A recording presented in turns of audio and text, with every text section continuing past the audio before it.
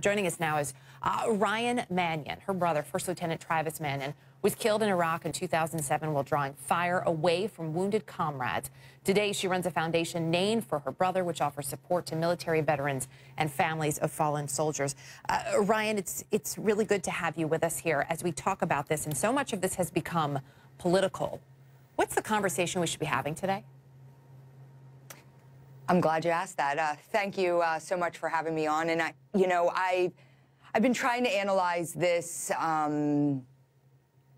subject for the last 24, 48 hours since the idea of Gold Star families being politicized has kind of come into play. And I think it creates a unique opportunity here, a unique opportunity, number one, for us as a country to bring awareness to Gold Star families.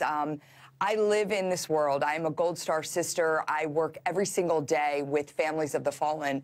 But a majority of our country does not understand what a Gold Star family member is. So I think it's an opportunity for us to showcase that, to highlight that. And beyond that, I think the conversation we should be having is about Gold Star families and what they represent to this country.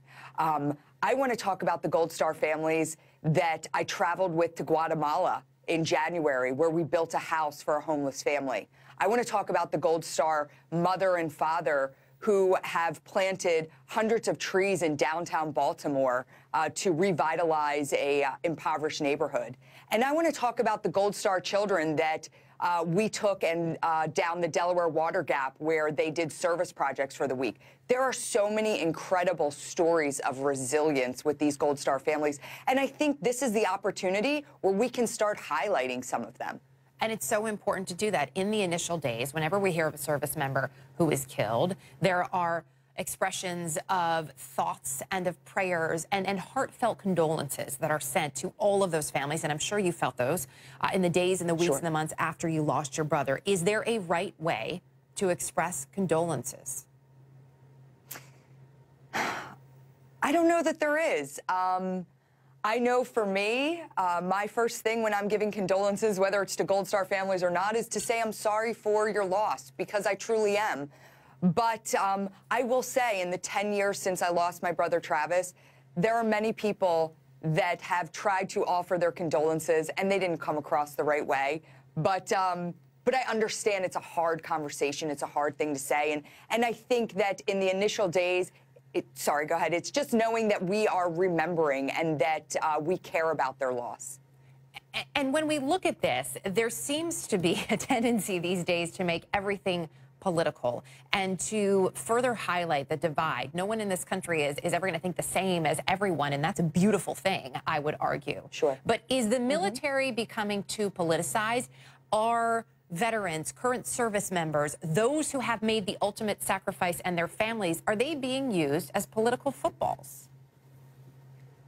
Well, I think you can't take any group of people, whether it's the military, whether it's families of the fallen, and categorically put them into one group of like-minded people that all think the same things.